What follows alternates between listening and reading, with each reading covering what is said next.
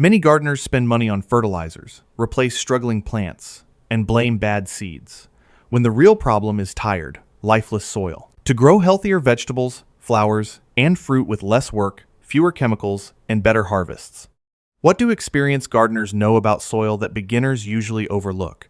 Why do some gardens seem to improve every year while others slowly decline? By the end of this video, you will understand that amazing gardens don't begin with expensive plants. They begin beneath the surface.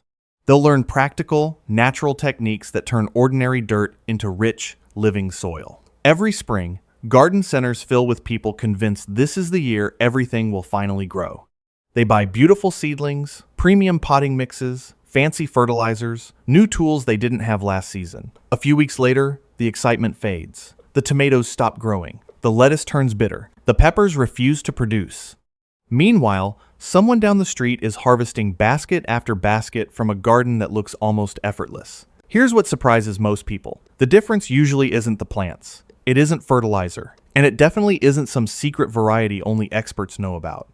The real difference is hidden where almost nobody looks. Under your feet. Healthy soil isn't just dirt. It's a living ecosystem filled with billions of organisms working around the clock to feed plants naturally.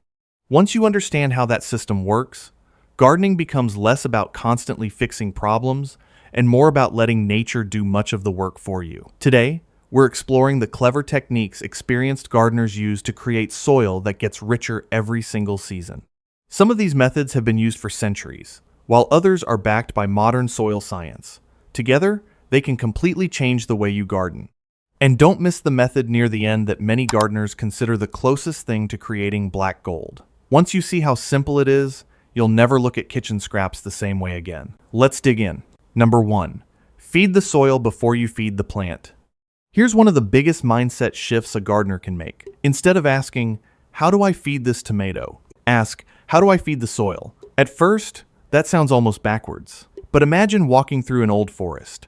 Towering trees rise overhead, ferns spread across the ground, wildflowers bloom year after year, yet nobody fertilizes that forest. Nature feeds the soil, and the soil feeds everything else. Healthy soil is dark, crumbly, slightly moist, and smells fresh, almost like the forest floor after a gentle rain. That rich scent comes from billions of bacteria, fungi, worms, insects, and countless microscopic organisms breaking down organic matter into nutrients plants can actually absorb.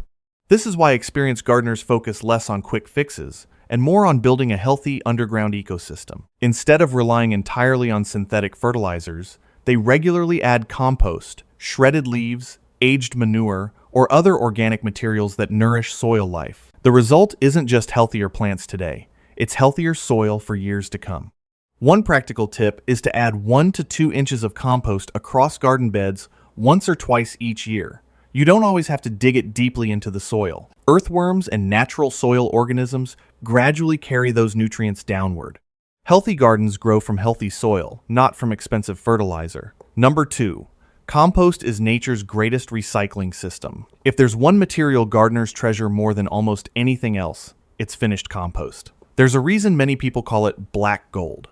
Imagine holding a handful in your palm. It's soft, dark brown to nearly black, light and crumbly. It smells earthy instead of rotten. That handful contains millions of beneficial microorganisms along with organic matter that improves almost every type of soil. Clay becomes looser. Sandy soil holds moisture longer. Poor soil becomes richer and more fertile. What makes compost remarkable is that it's created from things most households throw away. Vegetable peels, coffee grounds, fruit scraps, eggshells, dry autumn leaves, grass clippings, small garden trimmings. Over time, nature transforms these leftovers into one of the finest soil amendments available. The surprising part is that compost doesn't work like a chemical fertilizer that delivers a sudden burst of nutrients.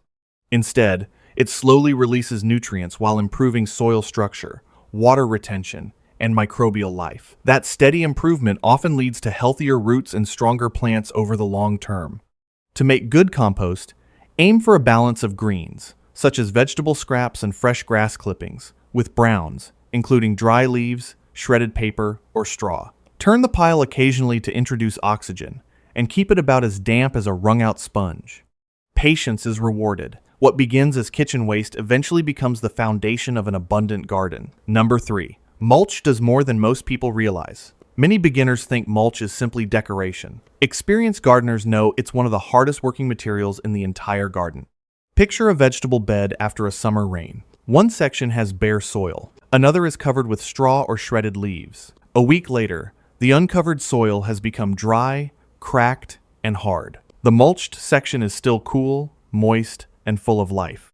That's because mulch acts like a protective blanket. It shields soil from intense sunlight. It reduces evaporation. It helps prevent erosion during heavy rains. It suppresses many weed seeds before they ever have the chance to sprout. And as natural mulches slowly decompose, they gradually become food for earthworms and beneficial microorganisms. Organic mulches include shredded leaves, straw, untreated wood chips, pine needles, grass clippings that haven't gone to seed, and finished compost. Apply about 2 to 4 inches around plants, but avoid piling mulch directly against stems or tree trunks. Leaving a small gap helps reduce excess moisture around the base and lowers the risk of certain diseases. What most people don't realize is that mulch isn't just protecting today's soil. It's quietly helping build tomorrow's. Number 4. Let earthworms become your garden partners. Some gardeners spend hundreds of dollars trying to improve their soil. Earthworms will gladly do much of that work for free. After a gentle rain, you've probably seen them emerge onto sidewalks or lawns. Most people simply step over them. Gardeners smile. Every earthworm is like a tiny underground farmer. As worms tunnel through the soil, they naturally loosen compacted areas, creating pathways that allow air, water, and roots to move more easily. Their castings, often called worm castings, are rich in nutrients and beneficial microorganisms. Research has shown that these castings can improve soil structure while making certain nutrients more available to plants. In healthy soil, earthworms are constantly mixing organic matter into deeper layers, reducing compaction and improving drainage. The secret is that you don't usually need to buy worms. You attract them. Avoid excessive tilling that disrupts their tunnels. Keep the soil covered with mulch. Add compost regularly. Maintain consistent moisture without leaving the ground waterlogged. These simple habits create the environment worms naturally prefer. Here's an interesting observation many experienced gardeners share.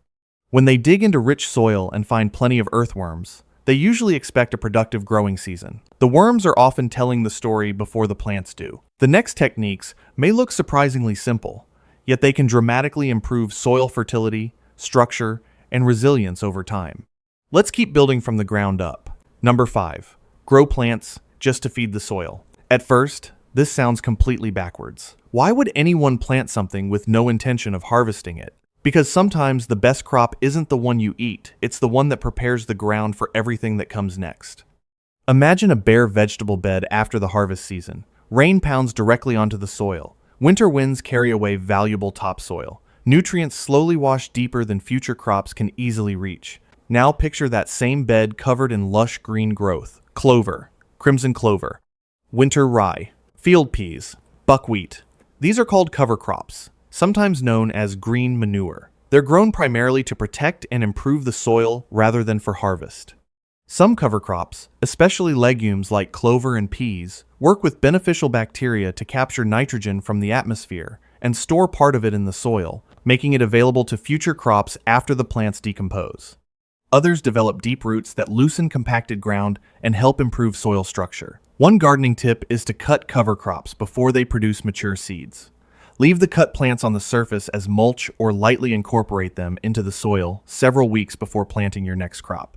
Sometimes the smartest thing you can grow is a plant that's feeding next season's harvest. Number 6.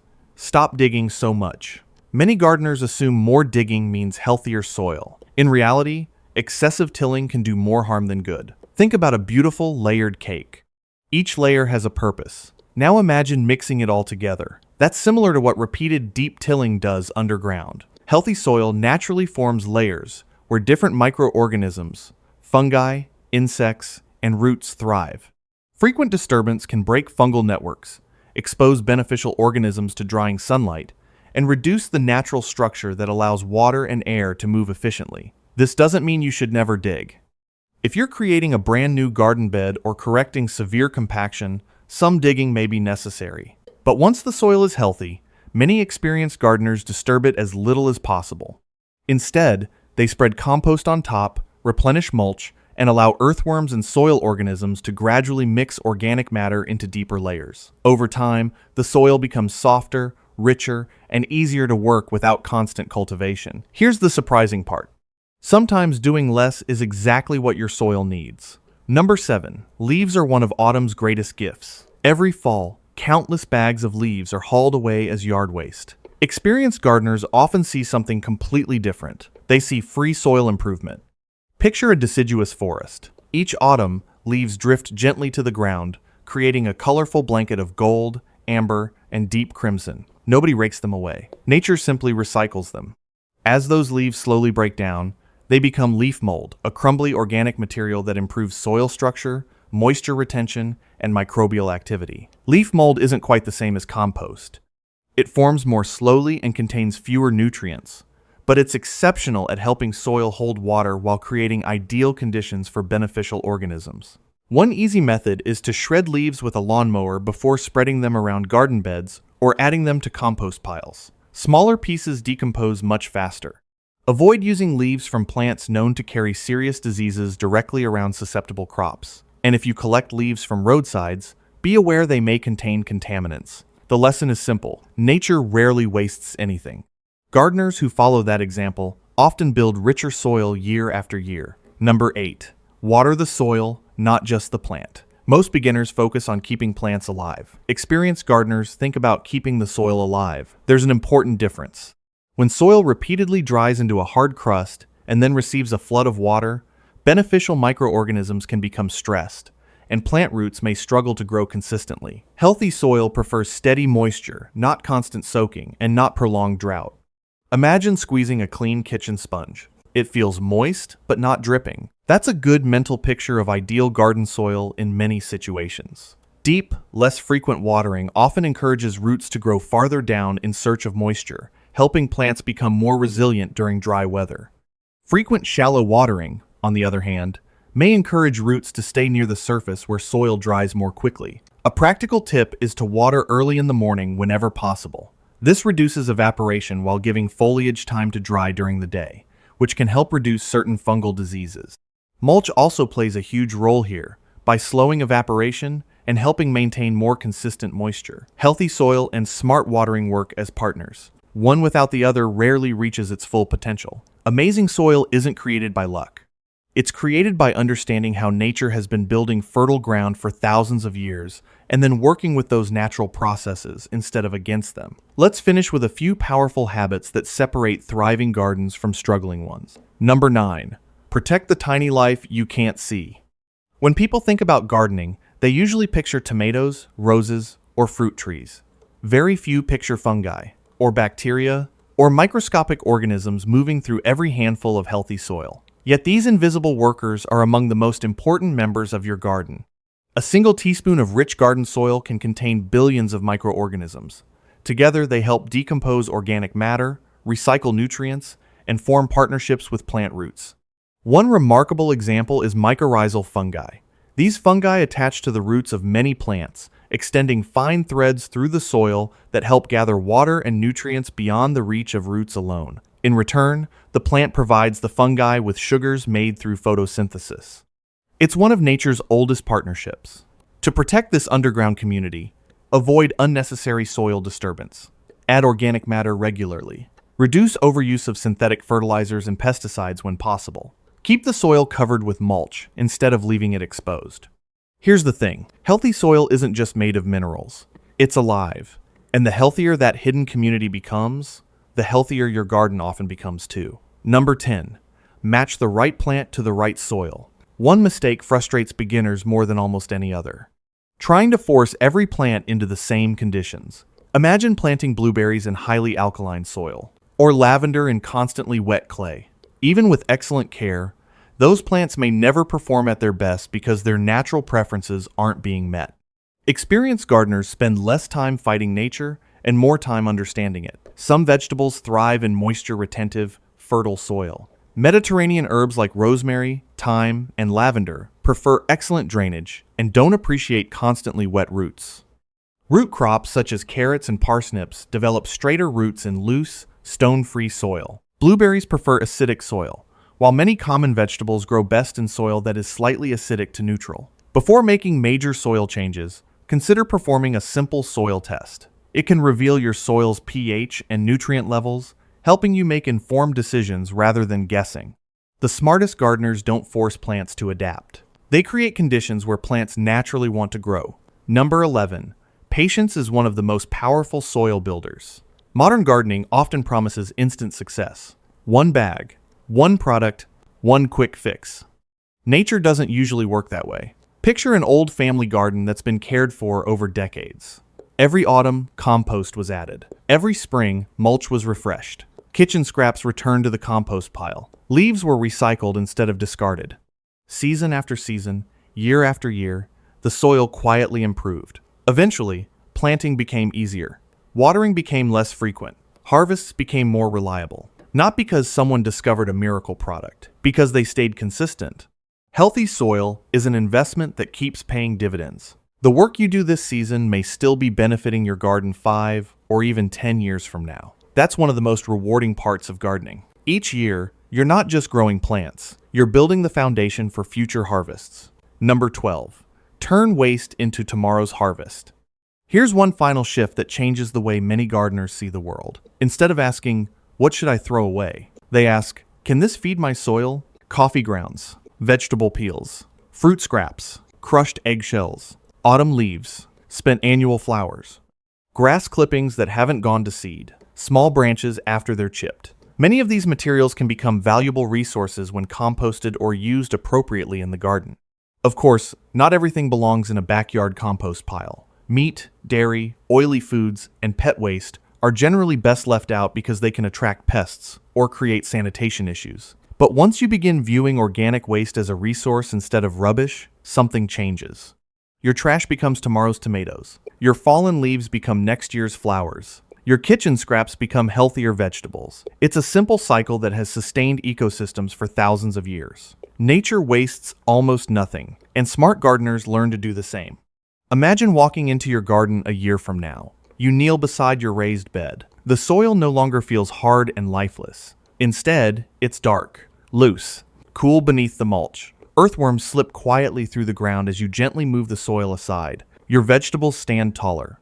Your flowers bloom longer. Your fruit trees grow with renewed vigor. It might look like magic to someone visiting for the first time, but you'll know the truth. The transformation didn't happen above the ground. It started below your feet. Every handful of compost, every layer of mulch, every leaf you recycle. Every decision to care for the living soil added up over time. That's the clever way smart gardeners create amazing soil, not by chasing shortcuts, but by working with nature instead of against it. And the wonderful part is that anyone can start today, whether you have a large backyard, a few raised beds, or even a handful of containers on a sunny patio. What's one habit you've found that noticeably improved your garden soil? Or which of today's ideas are you excited to try first? Share your experience in the comments. Your tip might help another gardener create a healthier, more productive garden. If you enjoy practical, science-backed gardening advice that works with nature instead of against it, subscribe. There's always something new growing here, and we'd love to help your garden thrive, one season at a time.